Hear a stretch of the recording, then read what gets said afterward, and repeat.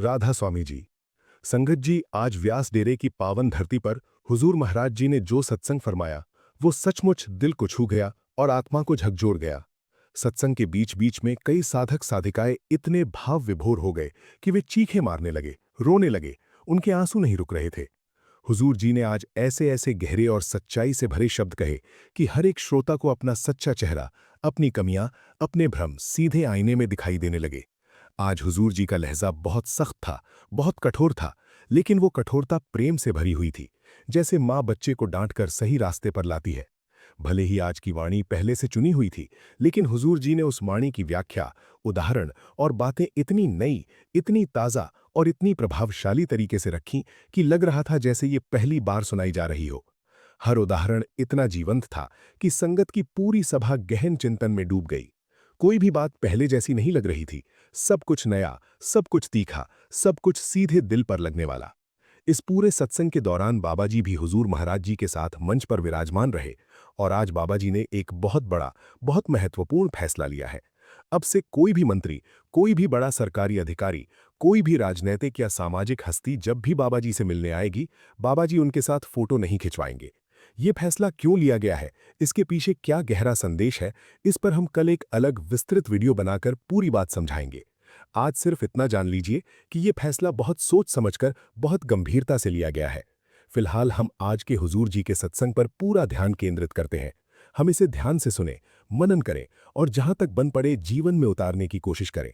Video बनाते समय अगर मेरी तरफ से कोई छोटी मोटी गलती हो जाए, कोई शब्द गलत बोल दिया जाए या कोई भाव सही से न व्यक्त हो पाए, तो प्यारी संगत कृपया मुझे माफ कर देना। मैं सिर्फ एक माध्यम हूं, असली संदेश तो हुजूर जी का है। संगत जी, आज हुजूर महाराज जी ने लगभग पूरे 1 घंटे तक सत्संग फरमाया। आज की चुनी हुई वाणी थी 5वीं पातशाही की, किन विधि मिले गोसाई मेरे राम राय। हुजूर जी ने बार बार फरमाया कि ये वाणी गुरु घर की अमूल्य निधि है, ये अनमोल रत्न है, जिसे सुनकर और समझकर इंसान का जीवन बदल सकता है। पिछले हफ्ते हमने स्वामी जी महाराज का एक शब्द लिया था, जिसमें चेतावनी का भाव बहुत मजबूत था, जैसे हमें जगाने के लिए एक जोरदार झटका दिया गया हो।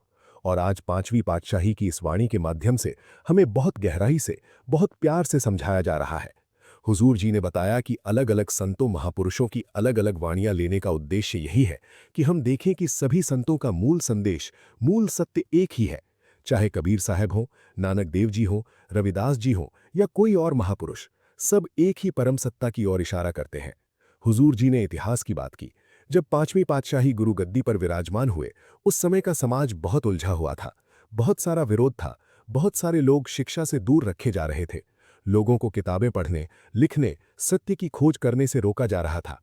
अंधविश्वास, रूढ़िवादिता और जाति-पाति का बोलबाला था। ऐसे में 5वीं पातशाही ने एक क्रांतिकारी कदम उठाया। उन्होंने श्री गुरु ग्रंथ साहिब जी की रचना करवाई।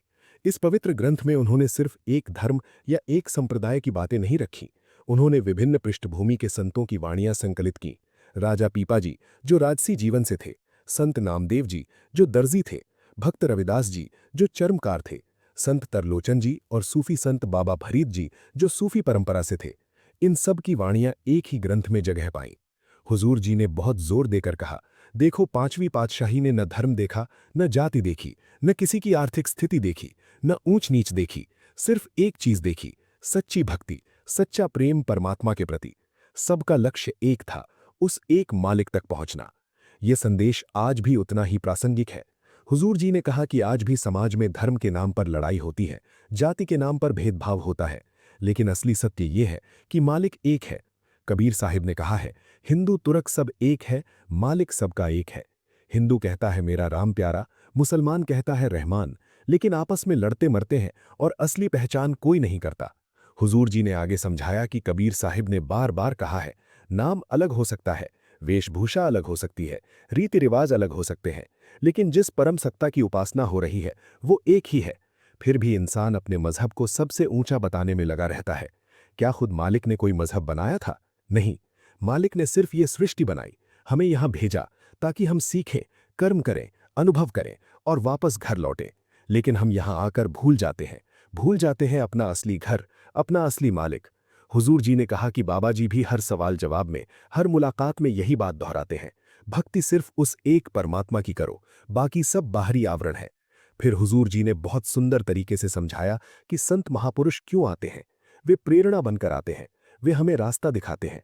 हम सत्संग में जाते हैं, वाणी सुनते हैं, अर्थ समझते हैं, लेकिन सुनना ही काफी नहीं, समझना ही काफी नहीं, उस समझ को जीवन में उतारना है। धीरे धीरे अपने आचरण में, अपने विचारों में, अपने व्यवहार में बदलाव लाना है। हमारा लक्ष्य सिर्फ सत्संग सुनना नहीं होना चाहिए। हमारा लक्ष्य है उस संबंध को इतना मजबूत करना कि वो शिखर तक पहुंच जाए, जहां आत्मा और परमात्मा का मिलन हो जाए। हर इंसान के अंदर एक गहरी पुकार है मालिक से मिलने की। सत्संग में आना उस पुकार का पहला कदम है, लेकिन रास्ते में बहुत सारी रुकावटें आती हैं। मोह, माया, अहंकार, लालच, क्रोध, दिखावा। हुजूर जी ने कहा कि सच्चे गुरु हमें इनसे ऊपर उठाते हैं। फिर वाणी की मुख्य पंक्ति पर आए, किन विधि मिले गोसाई मेरे राम राय। गुरु साहिब खुद पूछते हैं, हे प्रभु, तुम किस विधि से मिलते हो? और हुजूर जी ने कहा कि इसी सवाल में जवाब छुपा है। विधि है नाम सिमरन, भजन, सत्संग, गुरु की शरण, आचरण की शुद्धि।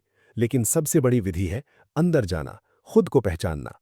हुजूर जी ने बहुत विस्तार से समझाया कि मानव जीवन दुर्लभ है। किताबें पढ़ी, शास्त्र पढ़े, तीर्थ किए, लेकिन असली सवाल ये है, क्या इन सब का नतीजा क्या है?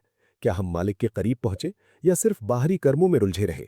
परमात्मा बाहर नहीं, अंदर है। पहाड़ चढ़ने से नहीं मिलता, तीर्थ से नहीं मिलता।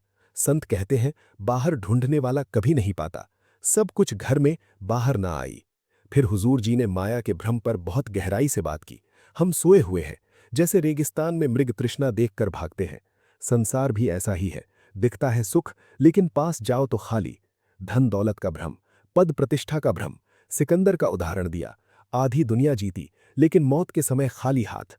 जनाजे में हाथ बाहर निकाले गए ताकि दुनिया देखे, खाली आए, खाली गए। हुजूर जी ने कहा, हक हलाल कमाओ। झूठ छल से धन आएगा तो चिंताएं आएंगी, टैक्स, धोखा, बाजार का डर। अमीर लोग भी कभी संतुष्ट नहीं होते। फिर मौत का भय। रोज जनाजे निकलते हैं, लेकिन हम सोचते हैं हमें नहीं आएगी। सांसें घट रही हैं, समय जा रहा है। हर सुबह शुक्र करो, एक और दिन मिला, लेकिन हम मोबाइल में लगा देते हैं। अहंकार का भ्रम, सब मैं करता हूं, लेकिन जन्म मृत्यु, परिस्थितियां, सब उसकी रजा। न कोई नाम, न मूर्ख, न सयाना, सब कुछ तेरा भाना। फिर अंदर की यात्रा, हिरण कस्तूरी की तरह, खुशबू बाहर ढूंढता, लेकिन नाभि में है। हम भी माया के पीछे भागते हैं। चश्मा आंखों पर, चाबी जेब में, ढूंढ बाहर। घर का क्लेश पड़ोसी से पूछते। हुजूर जी ने कहा, गुरु जरूरी है, जैसे पर्वत चढ़ने में गाइड, नामदान शुरुआत। रास्ते में आंधी, बर्फ, लेकिन गुरु रस्सी से खींचता है। शिखर पर पहुंचकर गुरु ज्यादा खुश होता है। संगत जी, अब हम एक साखी सुनते हैं जो नाम की कमाई के ऊपर है। दिल्ली जैसे बड़े शहर में एक व्यक्ति रहता था जिसका नाम था राजेश कुमार। राजेश एक बड़ा बिजनेसमैन था। उसके पास कई फैक्ट्रियां थीं, लग्जरी कारें थीं, बड़ा बंगला था और समाज में बहुत नाम शोहरत। लोग उसे देखकर कहते, वाह, राजेश जी तो सफलता की मिसाल है। लेकिन अंदर से राजेश बहुत खाली था। रात को सोते वक्त उसे नींद नहीं आती थी। चिंताएं घेर लेती थीं। शेयर मार्केट गिर जाए तो क्या होगा? कोई कर्मचारी धोखा दे दे तो? परिवार में झगड़े, बच्चे विदेश पढ़ने गए तो कौन साथ देगा? वो हमेशा तनाव में रहता। एक दिन राजेश की मुलाकात उसके पुराने दोस्त से हुई, जो राधा स्वामी सत्संग ब्यास का पुराना सत्संगी था। दोस्त ने कहा, राजेश भाई, तुम इतने परेशान क्यों रहते हो? आओ मेरे साथ डेरे चलो, वहां बाबा जी का सत्संग सुनो, शायद मन को शांति मिले। राजेश ने हंसकर टाल दिया, अरे यार, मैं तो पढ़ा लिखा आदमी हूं, नाम जप, ध्यान, भजन, ये सब पुरानी बातें हैं। मेरे पास समय नहीं है ऐसी चीजों के लिए। लेकिन दोस्त ने जिद की और कहा, बस एक बार चलकर देख लो, अगर मन नहीं लगा तो कभी नहीं आना। आखिरकार राजेश मान गया। वो अपने प्राइवेट कार से डेरे पहुंचा। डेरे में पहुंचते ही उसे लगा जैसे कोई अलग दुनिया है। हजारों लोग बैठे हैं, कोई शोर नहीं, सिर्फ शांति। सत्संग शुरू हुआ। बाबा जी फरमा रहे थे, संगत जी, ये संसार माया का जाल है। धन, पद, परिवार सब आने जाने वाले हैं। असली धन नाम है। नाम जपो, सिमरन करो तो मन शांत होगा। बाहरी चीजें कभी संतुष्ट नहीं करती। राजेश को लगा जैसे बाबा जी सिर्फ उसी से बात कर रहे हैं। सत्संग खत्म होने पर उसका मन अजीब सा हो गया। वो दोस्त से बोला, भाई, कुछ तो बात है यहाँ, मुझे नामदान लेना है। दोस्त ने कहा, अच्छा हुआ, लेकिन नामदान के लिए पहले तैयारी करनी पड़ती है। वेज खाना, शराब मांस छोड़ना, रोज सिमरन भजन सेवा। राजेश ने कहा, ठीक है, मैं कर लूंगा। वो वापस शहर लौटा, लेकिन मन डेरे में ही रह गया। उसने फैक्ट्री में वेज कैंटीन शुरू की, घर में भी मांस मदिरा बंद कर दी। रोज सुबह शाम सिमरन करने लगा। शुरू में मुश्किल लगी, मन भटकता रहा, लेकिन धीरे धीरे शांति आने लगी। कुछ महीनों बाद राजेश फिर डेरे गया। इस बार वो नामदान की लाइन में लगा। नामदान मिला, बाबाजी ने नाम दिए और कहा, बेटा, नाम की कमाई करो, रोज अभ्यास करो। राजेश घर लौटा और अभ्यास शुरू कर दिया। लेकिन समस्या ये थी कि उसका बिजनेस बहुत बड़ा था। मीटिंग्स, ट्रैवल, पार्टीज, समय कहाँ से मिले। एक दिन फैक्ट्री में बड़ा क्राइसिस आया। एक बड़ा ऑर्डर कैंसिल हो गया। लाखों का नुकसान होने वाला था। राजेश घबरा गया। रात भर नींद नहीं आई। सुबह उठा तो याद आया, नाम जपो। वो बैठ गया सिमरन करने। धीरे धीरे मन शांत हुआ। अचानक फोन आया। क्लाइंट ने कहा, राजेश जी, ऑर्डर वापस लेते हैं और डबल क्वांटिटी का नया ऑर्डर देते हैं। राजेश रो पड़ा, समझ गया कि नाम की ताकत क्या है। फिर एक और घटना हुई। राजेश की कंपनी में एक कर्मचारी ने बहुत बड़ा फ्रॉड किया, करोड़ों का घोटाला। पुलिस केस हो गया। राजेश को जेल जाने का डर सताने लगा। वो डेरे गया। सत्संग में बाबाजी फरमा रहे थे, संगत जी, कर्मों का लेखा जोखा मालिक के पास है।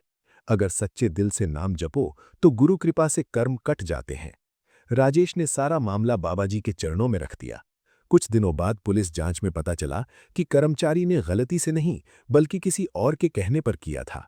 राजेश निर्दोष साबित हुआ। केस बंद हो गया। राजेश समझ गया, गुरु की रहमत से असंभव भी संभव हो जाता है। धीरे धीरे राजेश का जीवन बदल गया। उसने बिजनेस को संभाला, लेकिन अब धन कमाना मकसद नहीं रहा। मकसद बन गया नाम की कमाई।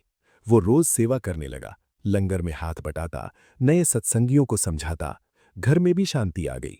बच्चे वापस लौट आए, पत्नी भी सत्संग में आने लगी। राजेश अब कहता है, पहले मेरे पास सब कुछ था, लेकिन सुख नहीं था। अब मेरे पास नाम है तो सब कुछ है। एक दिन सत्संग में राजेश खड़ा हो गया। महाराज जी, मुझे अर्जी है। बाबाजी ने मुस्कुराकर कहा, बोलो बेटा। राजेश रोते हुए बोला, महाराज जी, मैं पहले अहंकार में डूबा था। सोचता था सब मैं करता हूं, लेकिन आपकी कृपा से समझ आया सब आपकी रजा है। आपने मुझे बचाया, शांति दी, परिवार दिया। अब मैं सिर्फ नाम जपना चाहता हूं। पूरी संगत भावुक हो गई। बाबाजी ने कहा, बेटा, यही असली सफलता है। नाम से जुड़ो, बाकी सब अपने आप हो जाएगा।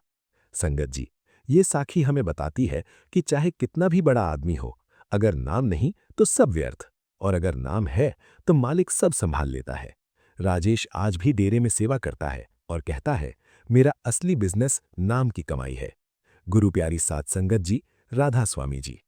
इस साखी को सुनकर अगर आपके मन में कोई भाव जागा हो तो कमेंट में राधा स्वामी जी जरूर लिखना और वीडियो शेयर करके औरों तक पहुंचाना। मालिक सबको नाम की कमाई दे, शांति दे। राधा स्वामी जी।